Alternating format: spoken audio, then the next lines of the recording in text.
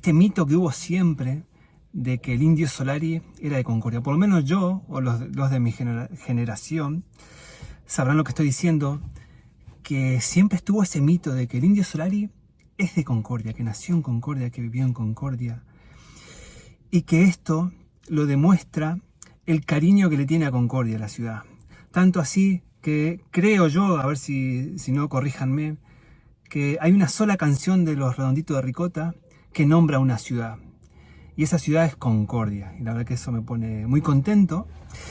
Y nada, a ver si estoy en lo cierto de que... Si alguien tiene alguna data de que sí, que el Indio Solari nació en Concordia, es de Concordia. Yo crecí con el mito de que, no sé, en tal barrio, en tal calle estaba el tío, la abuela, no sé qué, todas esas cosas, esas mitologías que suelen ocurrir en las ciudades.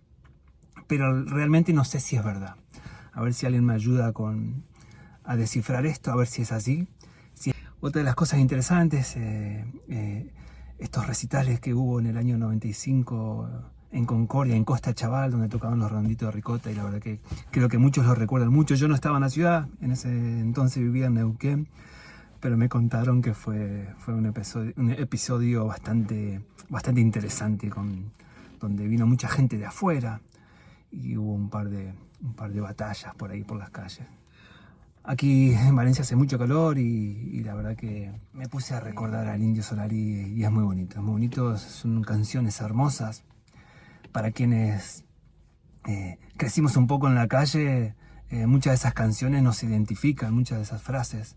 Hay gente que por ahí ni se entera de lo que... Me quedo con una frase que me gusta mucho, que dice: mi amor, la libertad es fiebre, es oración, fastidio y buena suerte.